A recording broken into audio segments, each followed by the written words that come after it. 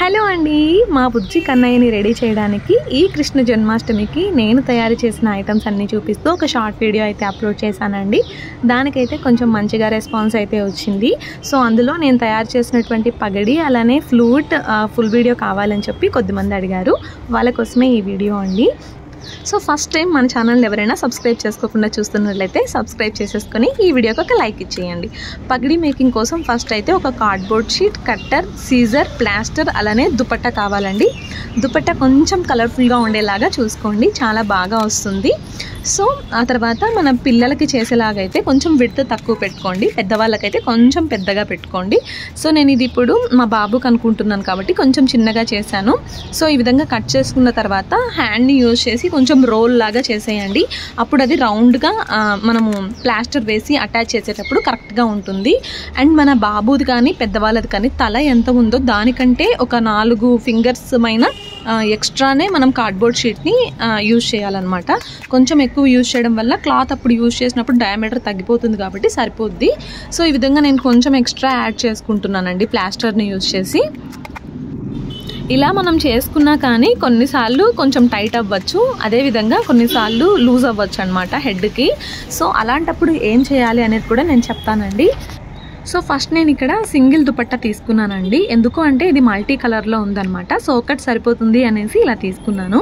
కానీ నేను షార్ట్ వీడియోలో అప్లోడ్ చేసిన దాంట్లో 2 కలర్స్ తీసుకున్నానండి. 2 దుపట్టాస్, సింగిల్ కలర్వి, బ్లూ ఒకటి, గోల్డ్ కలర్ ఒకటి తీసుకున్నాను అనమాట.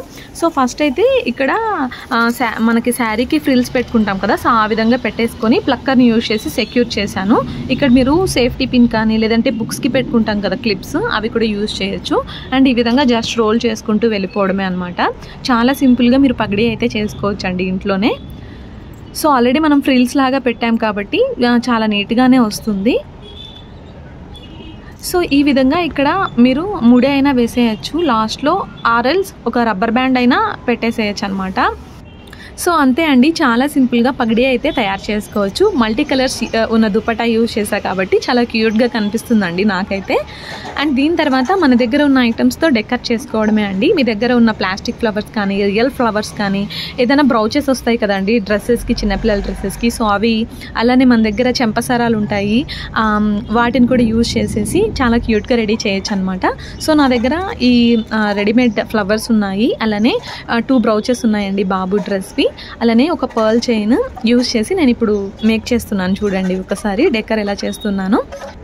సో మెయిన్ ఏంటంటే డబల్ సైడ్ ప్లాస్టర్ కావాలండి దీనికి. డబల్ సైడ్ ప్లాస్టర్ అలానే సేఫ్టీ పిన్స్ యూజ్ చేసేసి మనం ఏవైతే డెకర్ కోసం తీసుకొని పెట్టుకున్నామో అవన్నీ కూడా అటాచ్ చేసేసుకోవడమే అండి 1 by 1. సో ఇక్కడ కొంచెం క్యూట్గా కనిపించడానికి పర్ల్ చైన్ కానీ, లేదంటే మీ దగ్గర ఉన్న బీడ్స్ చైన్స్ కానీ, చంపసరాలు కానీ, చంద్రహారం కానీ ఏదైనా యూజ్ చేసేసి మనం ఫ్రిల్స్గా పడేలాగా చేసేసి పిన్స్, సేఫ్టీ పిన్స్ యూజ్ చేసేసి సెక్యూర్ చేసుకున్నాం అనుకోండి, చాలా క్యూట్గా కనిపిస్తుంది. అండ్ ఇక్కడ బ్రౌచెస్ చూస్తున్నారా, పిల్లల డ్రెస్కి వస్తాయి కదండి, సో అది కూడా నేను ఇక్కడ పెడుతున్నాను. మంచి లుక్ అయితే వస్తుందండి వీటి వల్ల. అండ్ మీ దగ్గర ఏమైనా ప్లాస్టిక్ ఫ్లవర్స్ ఉంటే అవి కూడా యూజ్ చేసుకోవచ్చు. అండ్ దీనికంటే ప్రీవియస్గా జస్ట్ ఓన్లీ క్లాత్ మాత్రమే చుట్టిన తర్వాత లేస్ ఐటమ్స్ ఏదైనా ఉంటే ఆ లేస్ కూడా మీరు చుట్టచ్చండి, చాలా మంచిగా కనిపిస్తుంది అది కూడా. నా దగ్గర లేస్ లేదు, సో నేనైతే యూజ్ చేయలేదండి. మీ దగ్గర లేస్ ఐటమ్ ఏదైనా ఉంటే అది కూడా మీరు చుట్టి డెకర్ చేసుకోవచ్చు అనమాట. సో చూడండి, ఈ పర్ల్ చైన్ ఇలా ఫ్రిల్స్ లాగా పెట్టేసి పెట్టగానే ఎంత మంచి లుక్ వస్తుందో చూడొచ్చు మీరు. అండ్ నేను లూజ్ వచ్చినా టైట్ వచ్చినా చెప్తానన్నాను కదా, సో ఇదైతే కొంచెం లూజే వచ్చిందండి.